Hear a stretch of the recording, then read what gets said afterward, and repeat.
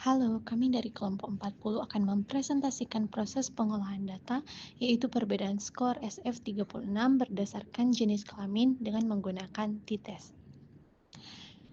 Perbandingan ini penting dilakukan karena jenis kelamin bisa mempengaruhi persepsi kualitas hidup atau kesehatan. Juga kita bisa melihat apakah pria dan wanita memiliki perbedaan signifikan dalam kualitas hidup berdasarkan skor SF36. SF36 itu adalah kuesioner standar untuk menilai kualitas hidup terkait kesehatan. Selanjutnya, terdapat uji t-test dan uji Mann-Whitney. Pada uji t-test, digunakan untuk membandingkan rata-rata dua kelompok, misalnya pria versus wanita. Syaratnya, data harus berdistribusi normal atau nilai normalitas signifikannya di atas 0,05 dan memiliki variansi yang sama. Pada uji Mann-Whitney digunakan kalau data tidak berdistribusi normal. Nilainya normalitas signifikannya di bawah 0,05. Ini adalah uji non-parametrik untuk membandingkan dua kelompok independen, menilai apakah distribusi skor antar dua kelompok berbeda secara signifikan.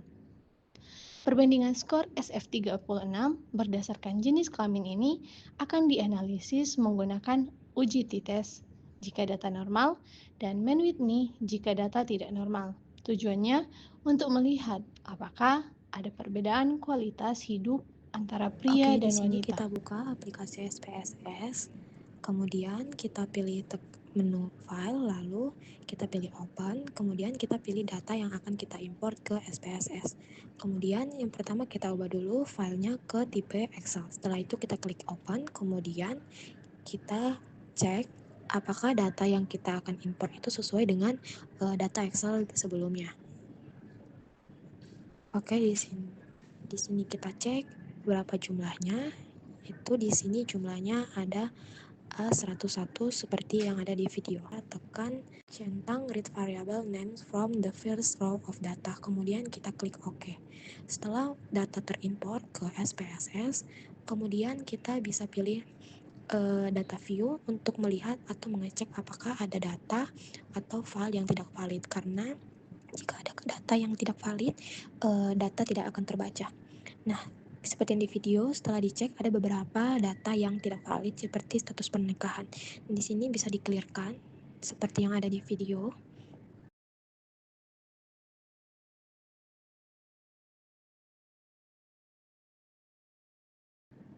Setelah sudah clear semuanya, kita kembali ke menu variable view.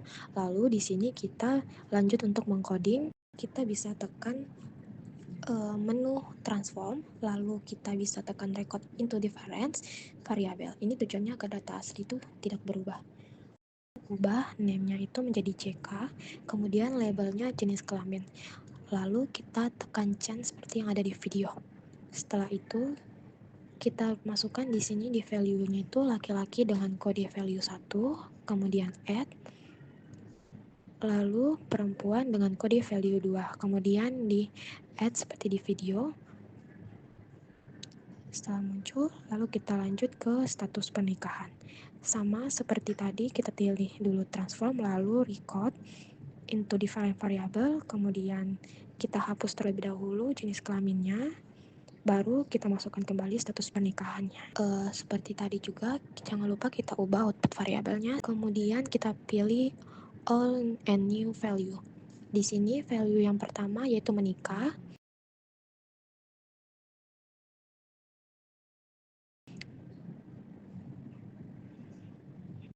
kemudian bercerai dengan kode value 2, serta meninggal dengan kode value yang ketiga.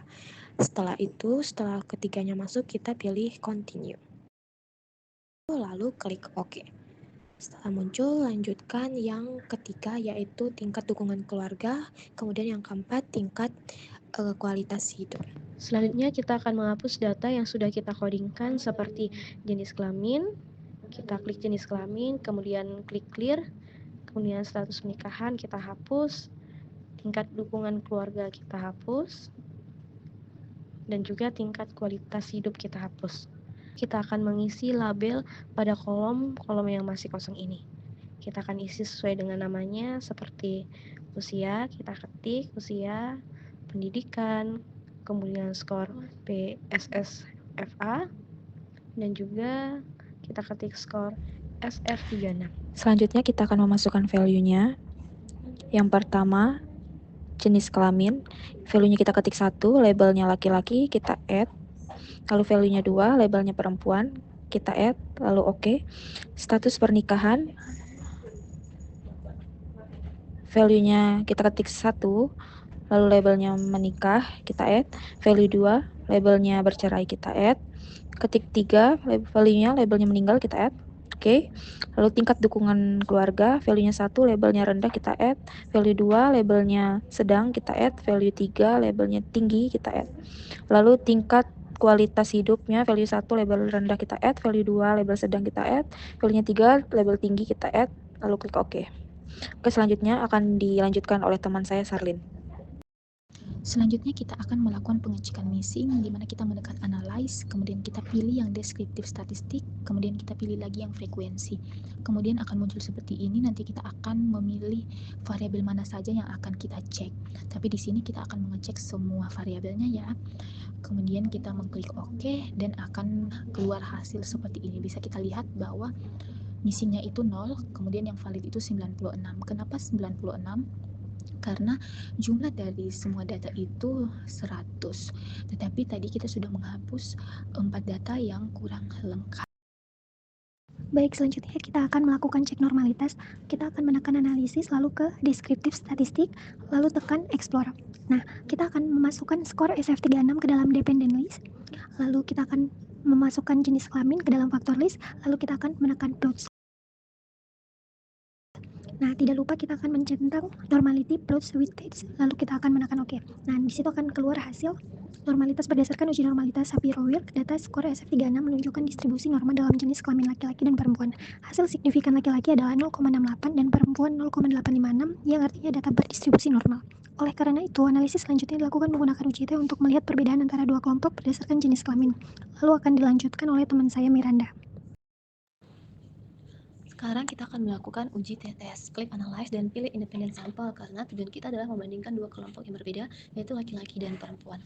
Lalu skor SF36 sebagai tes variabel karena merupakan data numerik yang ingin dibandingkan rata-ratanya antara dua kelompok. Selanjutnya jenis kelamin digunakan sebagai grouping variabel karena merupakan data kategori yang berfungsi untuk membagi responden ke kedua kelompok.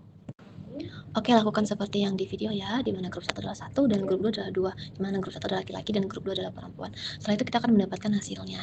Nah, dari hasil ini, berdasarkan hasil yang didapatkan, sampel t-test diketahui bahwa rata-rata SF36 pada responden laki-laki adalah sebesar 32,26 dengan standar defisiasi 8,51. Sedangkan pada responden perempuan, rata-rata skor SF36-nya sebesar 35,31 dengan standar defisiasi 7,63. Lalu uji Levens menunjukkan nilai signifikan sebesar 0,475 yang berarti lebih dari 0,05. Hal ini menunjukkan bahwa data memiliki varians yang homogen, sehingga analisis dilanjutkan dengan asumsi equal variance assumption. Selanjutnya, uji t-test menunjukkan nilai tes sebesar negatif 1,828 dengan derajat sebesar 98 dan nilai signifikan sebesar 0,01 karena nilai P lebih besar dari 0,05. Maka dapat disimpulkan bahwa tidak terdapat perbedaan yang signifikan secara statistik antara skor SF36 pada laki-laki dan perempuan. Dengan demikian, meskipun terdapat perbedaan rata-rata skor kualitas hidup berdasarkan jenis kelamin, perbedaan tersebut tidak signifikan secara statistik.